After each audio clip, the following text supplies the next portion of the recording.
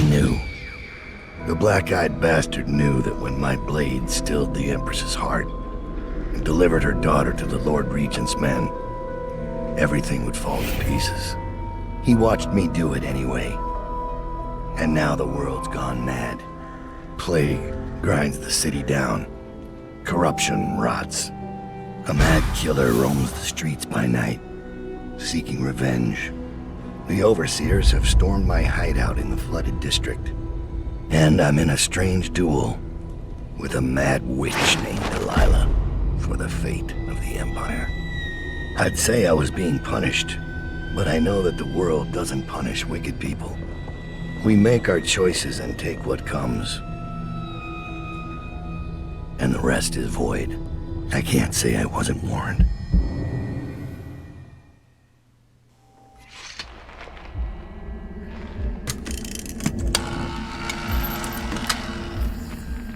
It's been months since I killed the Empress, but it feels like only seconds ago I heard her yelling for her daughter, Emily.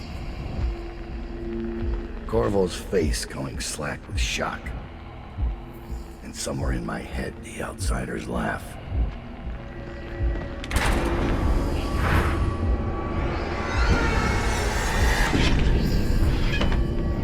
Come to collect on our debt. Did you ever think you deserved to lose your Empress? That a better man took her life, while you gaped like a fool? Come on, Corvo. Prove me wrong. Are you kidding me? Was?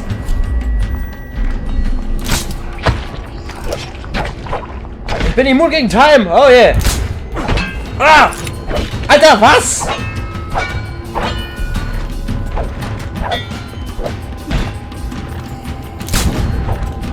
Was geht denn jetzt ab? Ah! Wo ist der? Aua!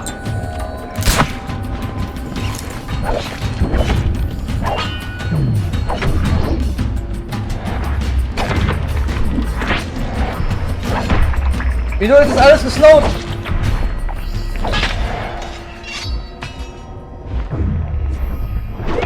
Ich will gerne was sehen!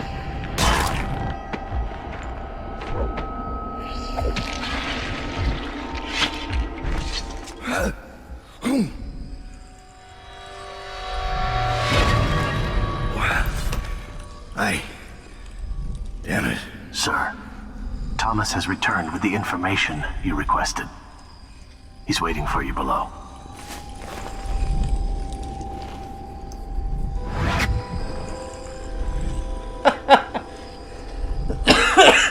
Ich muss lachen, scheiße. Errungenschaft freigeschaltet, das letzte Wort.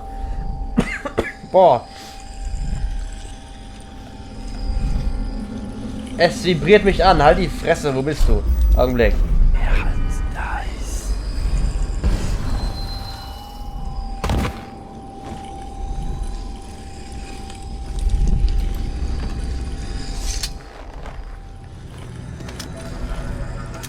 Achso, ja, nimm dir das Ding. So, jetzt Rune, halt die Fresse. Ich würde gerne ein paar Worte sagen. Danke. Ja. Wir, ich war ein bisschen überrumpelt.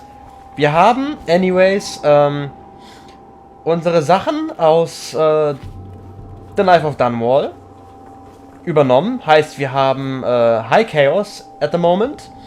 Haben unser jetziges Equipment, unsere jetzigen Skills, was auch immer, alles übernommen. Und damit herzlich willkommen beim zweiten Teil des Doubt DLCs von Dishonored. Wir spielen The Brigmore Witches. Und ich habe gerade echt gedacht, dass wir original an dem Punkt sind, wo Corvo uns angreift. Husten. Aber es war nur ein Traum, eine Illusion.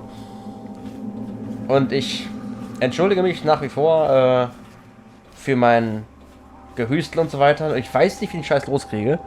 Und es geht mir eigentlich gut. Ich habe halt nur Schwierigkeiten mit der Nase und so ein bisschen Hüstel, aber ich will eigentlich auch nicht zum Arzt gehen und mir irgendwas geben lassen, weil auf Arbeit im Moment sehr viel Stress ist und nur weil ich ein bisschen am Hüsteln bin,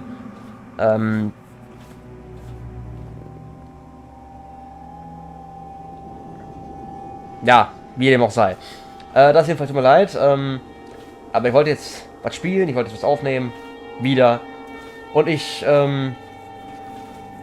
weiß gerade gar nicht genau, wie ich es hochladen werde. Jedenfalls, ich habe von Life is Strange 2 bisher nur die erste Episode aufgenommen, weil ich eben wegen dem Husten die anderen nicht spielen möchte. Weil ich möchte das gerne vernünftig genießen. Die erste Episode ging noch, aber ja. Anyways, wir fangen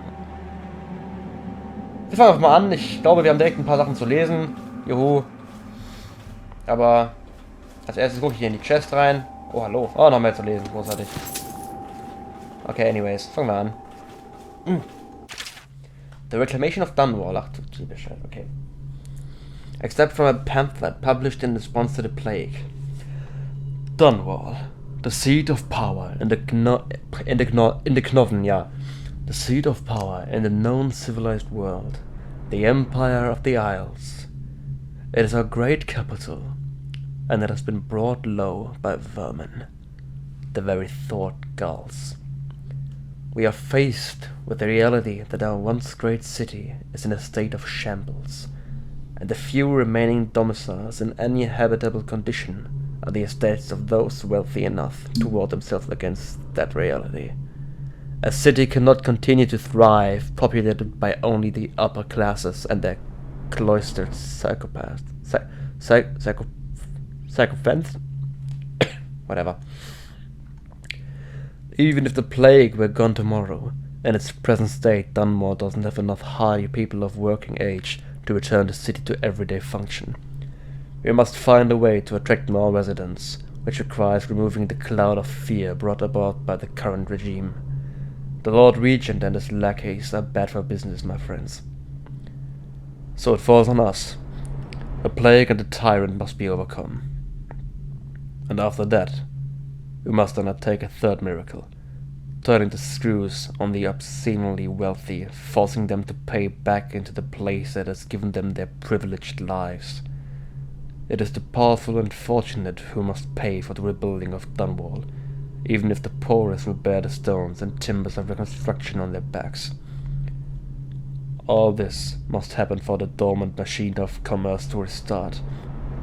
Without that, we are all forfeit, and the greatest city of our age will be lost. Ja, aber nicht vor Ende des Spiels. Cobbled bits of bone. They say my mother was a witch, but the truth, as is so often the case, depends on perspective and your place in the world. She relied on poisons made from exotic herbs, and the blowfish that live in the reef waters near Pandysia. Her power originated in hallucinogenics, delivered through guile or by force to those who crossed her. There was an unusual intensity in her gaze for certain, but it came from within, not from the outsider. It's what happens to anyone pushed to the absolute edge of sanity and survival, who stays there for years and returns to walk among the sheep in so-called civilized society. My mother was crafty, but if it was anything more than powders, hidden knives and guile, I never saw it. Like to tell children, some of those truly touched by the black-eyed bastard can move through the space between rooftops like a sparrow. Others command armies of rats or poisonous flies as easy as they wriggle their fingers and toes. The overseers are right to fear us, to warn the common folk to stay near their homes at night and keep their families close. But there are other ways his influence manifests itself. Those who serve me share in some of what I can do, and I suspect it's the same for Delilah Copperspoon's coven. Then there are those who can craft runes and charms. The old woman across town, they call her Granny Rags. She carves and polishes the bones of whales, stringing them together and opening them to the void until they mourn like the fever sick on a cold night. I found a few of her talismans, and with each one I touched, a tiny piece of me departed and settled in with her. What does she gain? A longer life? Some other kind of power I don't understand. The making of such things is beyond me. I've known 4 people in my time who carried the mark of the outsider, but I've known dozens more who wanted it, who stood at night in stagnant ponds or begged with the dust blowing through graveyards. People who gutted farm animals or burned the flesh of men, thinking it would call forth the void.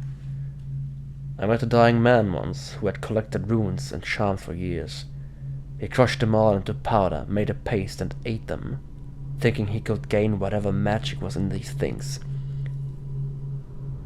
His death was long and painful. I also knew a woman from Karnaka who will trade for charms and other bits of whalebone. She cracked them apart and fused them back together, then sold them. I bought one of these corrupted charms that she swore would cause sharp metal to break on my skin, and it worked. But each time it did, one of my teeth turned black and fell out. After the 3rd time, I gave it to one of my men. Now when he smiles, it's all up bleeding gums, and I wonder what parts inside him are turning black. Sometimes I ask myself, without these gifts, will I be a man to fear? Will I be called the Knife of Dunwall, with my name whispered through the markets and the alleyways, the high towers and drawing rooms? I'd like to think so, but it really doesn't matter. As long as I bear this mark, I'll use whatever craft I have to force my will on the world. The harder trick is undoing what I've done. Da hat er richtig fett Journal geschmissen hier. Regency and emergency powers. In a time of political upheaval, there are provisions in place for a staged transfer of power, designed with 3 goals in mind. The first is the minimization of incentive for coup. There is no predetermined person or position within the government that is scheduled to take on the mantle of regency during a time of crisis. Instead, a regent is chosen by a parliamentary accord. This serves to avoid promoting a path of derelict ascendancy, and to discourage those who would scheme for such a turn of events. It is the assumption of our governing documents that such a legislative body will always have the wisdom to see through would-be usurpers. The second is the assurance of stability for the commons during and after the transitional phase. During an interregnum while a regent rules the land, there are categories of laws and decrees that cannot be altered without a majority vote from Parliament. Thus, daily life for the people will not change dramatically when during the time of regency, or shift drastically once the proper heir takes up the throne. Third, and perhaps most important, is that a worthy successor is found. In order to rule out hasty action and to maximize stability, there will be no term limit or duration applied to the period of regency. Historically, rash decisions have been greatly contested, resulting in extended political turmoil or outright conflict. When a proper heir is found and the position is filled by someone worthy of the role, all others will fall in and provide the support. Claro! Das hatten wir eins noch hier drin, ja? Dann gibt's hoffentlich Sachen. Ports of Call, from a guide to port cities across the Empire of the Isles. Oh yeah. Porterstead, Bristol. A small town, but the locals are charming, and the ale is unmatched. Be certain to visit during the month of winds for their Pennant Festival. Dunwall, Bristol. Notes on the capital city could fill a dozen such volumes. All the lights exist in Dunwall if you've got the coin, and all miseries if you're broke. Unless you're well connected through someone in Dunwall Tower, one of the key families, the City Watch or River Patrol, make sure your permits are in order. Otherwise, you're likely to have your cargo seized by the port authorities for any reason they care to concoct. Kilkenny, Marley. While the harbour master here is particular about the kinds of goods you're carrying, the rest of the town is more lax. Be sure to visit the inn on the rock for the best mutton stew in all the isles. Yara, Tivia. The cold here will snatch the breath from your lungs, but it is met on equal strength by the civility of its well-mannered citizens. The cozy taverns are kept warm by the famously crafted iron stoves, though the northern food takes some adjustment. Bejeweled aristocrats laugh and drink side by side with weathered, leathery-skinned farmers, clapping one another on the back until the dim hours. It is hard to make a friend here, or to truly understand the worldview of the native-born. But once you do, you have a friend for life. Tulero, Serkonos. This city is crowded in the warmer month, and for a good reason. You'll find yourself shoulder to shoulder with scantily clad locals and foreigners on holiday, pale skin burned pink by the sun, which somehow seems larger and brighter in Serkonos. The food in Tulero is a shining example of Serkonan cuisine, and there's always music, always dancing. Hand rolled on the steps of tobacco shops, the cigars are of course fresher than the ones you've had shipped to the other parts of the empire. Karnaka, Serkonos. The jewel of the south at the edge of the world. The city is bustling with industry, after a wave of settlers from Marley, and an influx of wealthy trading companies from Dunwall. Everywhere you go in Karnaka, there are new ideas, hybrid forms of music, groundbreaking theories of natural philosophy, and even extravagant delicacies made by mixing ingredients from all the known cultures. The locals work tirelessly for their coin, welcoming the elite from across the Isles. Von wo kommt Korn? Wir wissen, dass Korn aus Serkonos kommt, aber von wo? Kolero oder Karnaka? Oder von wo ganz woanders? Gut, so. Hier noch irgendwas? Nein? Drop. Alright. Thomas. Ah, Blobhasen. Folded Galvani Resin. Collect Blueprints. Ja, ist klar, okay. Whatever. Ah, noch ein Buch. Gott sei Dank. Entschuldigung. Ist kein Buch mehr, gut. Oh ja, okay. Na gut. Ich will es ja doch gern lesen. Also, komm, hier wird. Oh, ist noch mehr. Improved Armor. The Metaphysical Mysterium. Das ist nicht so lang gut. From a longer bind work on supernatural ritual. It is said that we should not sully our hands when combating the forces of the void. My studies have been deemed heretical by my brothers, but the rewards have been invaluable.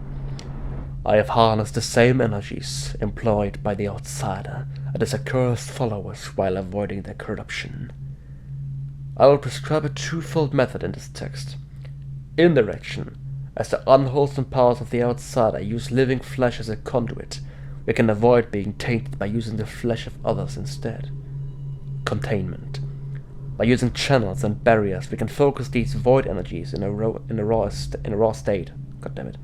Shielding them from the perverse perspectives of the outsider. Thomas Journal, das ist was Besonderes. Ja. The Whalers. Unorganized criminal activity.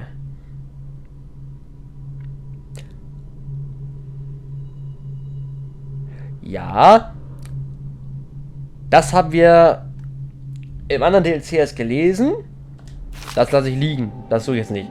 The Isle of Serkonos. Das kenne ich, glaube ich, noch nicht. Oder habe ich im Main Game mal gelesen. Serkonos. The jewel of the south is best known for its warm winds, spiced foods, and endless beaches. While the city of Kulero sees the heaviest flow of travelers from across the Isles, Karnaka, on the southernmost edge of the known world, is preferred among the elite of the empire.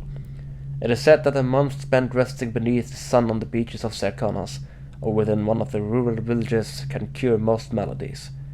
Travelers bring back recipes and styles from the south, and the dances that all Sarkonos learn in their youth are favored in Gristle for the sensuality, copied by the fashionable aristocracy in the capital city of Dunwall. The only persistent trouble in Sarkonos originates along the string of tiny islands stretching away from the mainland to the east. For generations, pirates have hidden among these archipelago. Ah, das Wort kenne ich, nicht mehr. Ich meine, das kenne ich nicht, das Wort, aber ich erinnere mich daran, das schon mal gelesen zu haben. Das haben wir im Main Game schon mal gelesen. For generations, pirates have hidden among this archipelago, raiding traders, passing between the isles, and, more recently, attacking whaling ships returning with rich stores of oil. Thomas Journal, jetzt aber, meine Güte. Oh boy, okay. Thomas Journal, a recent journal entry written in a careful hand. Our troubles began with a name. Delilah. A mystery given to doubt by the face he sees in his dreams, and whose voice he hears when kneeling at the shrines hidden in the lost parts of the city. None of us have ever heard this voice, but we know its power. It spoke to our master, telling him of his coming doom and saying that solving this riddle was the only way to escape. We knew nothing of Delilah, except that we found a whaling ship by that name. A tenuous connection, but where the outsider's word is concerned, there are no coincidences. We discovered the ship was named after a woman who once walked the halls of Dunwall Tower with Jasmine Caldwin. Later she became a painter, an apprentice of Sokolov himself, until she snared an aristocratic patron named Arnold Timsh. We met with Timsh's niece, who offered us information on Delilah in exchange for eliminating her uncle. Removing aristocrats was our speciality, so our master agreed. With Barrister Arnold Timsh gone, his niece divulged everything she knew. Delilah was much more than a painter, and she was hiding in the old Brigmore manor outside the city. But by then, we were too late. Delilah anticipated our threat. For some time she had been working a corruptive influence on the best of us, the assassin Billy Lurk. Delilah turned Lurk against us, and together they sold us out to the overseers. When we returned to our hideout in the flooded district, we were swarmed by gold masks and hounds, but Dowd is quick and wise in our trade. In the end, he kept us alive, though there were losses. Now our resources are strained. Some of the men are grumbling. I see the strain on Dowd's face. Killing the Empress, handing over her daughter. Those are not easy burdens to bear. And Lurk's betrayal weighs on him heavily. His sleep is troubled by curses and shouts. Now I make preparations to strike back at Delilah. She is planning something in Brigmore. Something that affects everyone in the Isles. And she will be expecting us.